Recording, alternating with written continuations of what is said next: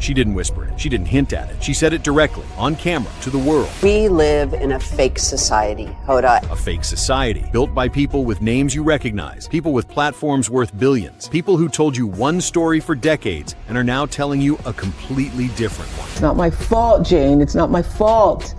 And I could weep right now.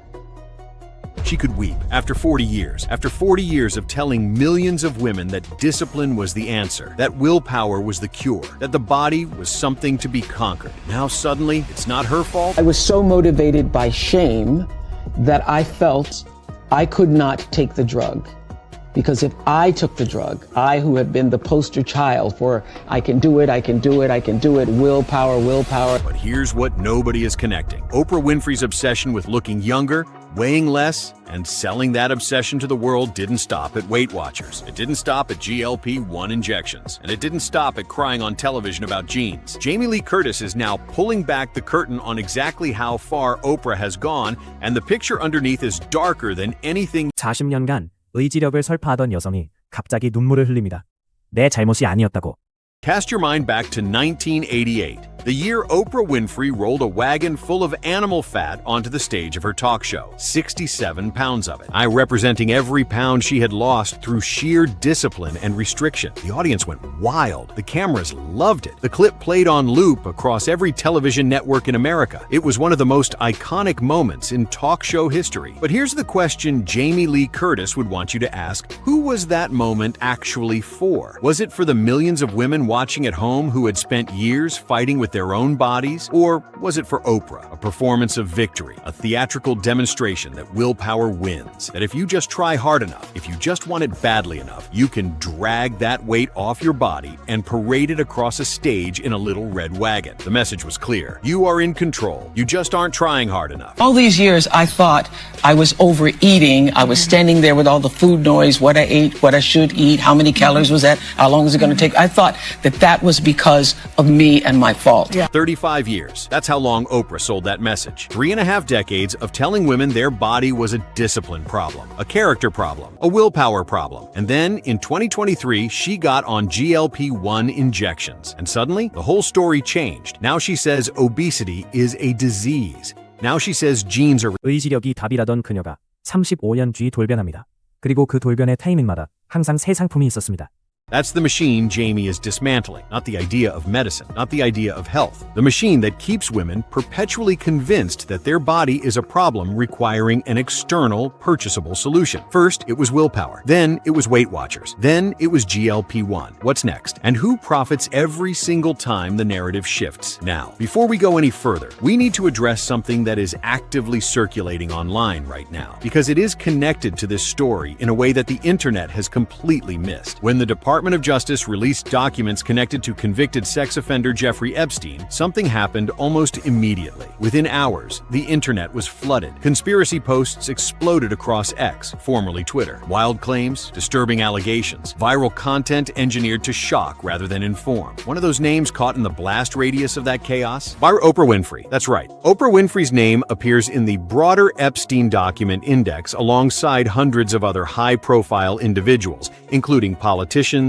celebrities, and public figures. And 앱스타인 파일에 이름이 등장한 것, 이건 범죄 증거가 아닙니다. 제이미가 고발하는 건 훨씬 더 공개된 곳에 있습니다. nothing more. But here's where it gets genuinely interesting, because Jamie Lee Curtis is not talking about Epstein. She is talking about something else entirely. A different kind of darkness, a different kind of power structure, one that operates completely in the open on television, in magazine covers, in glowing press releases and tearful confessions, and has been doing so for 40 years. Jamie's exposure of Oprah isn't about conspiracy. It's about something arguably more insidious, because it's been celebrated rather than hidden. It's about the way powerful women in Hollywood have used their platforms to monetize other women's pain. So let's get into the real question this video is built around. How far has Oprah Winfrey actually gone in her pursuit of youth, beauty, and physical transformation? And what has she been willing to sell, and to whom along the way? Because the answer, when you lay it all out, is genuinely staggering. Let's start at the beginning.